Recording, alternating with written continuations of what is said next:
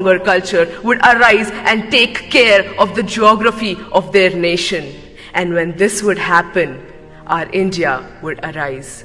Talking of geography, when I see that people who drink water in Bengal, it comes from the Himalayas. The people who experience rainfalls in Mumbai are the clouds that are coming from Gujarat. And we have the second largest network of roads in the world, thanks to the 3% taxpayers of this country.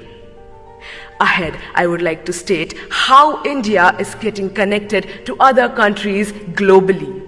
India has always been rich in cultivable land, rich in heritage, and rich is amongst all of you beautiful youth people of this country. This is the reason why countries like superpowers want to come to us and invest on our land. This does not only bring pride and respect to my country, it also generates a very strong economical relationship with countries that are more developed than ours. This is how economical bonds form between two countries, and this is how we start understanding each other's geography. And when economy and geography of two countries mix, there is an exchange of cultures. We adapt their culture, they adapt our culture. With this, I would like to state that the only thing that the youth of India can do is to strengthen this connection that already exists within India.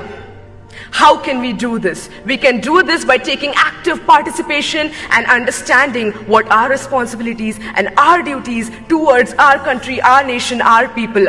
And the day we realize our responsibilities, the day we start working hard, the face of this nation will change.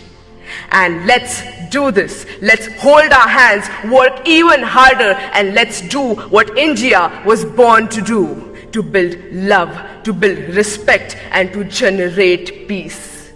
I would like to end my say with the quote, जिस दिन तेरी फतह का परचम इस मिट्टी पर लहराएगा, जिस दिन तेरी फतह का परचम इस मिट्टी पर लहराएगा, क्या ज़मीं क्या आसमां ये हिंदुस्तान मिल जाएगा. With this, I end my say.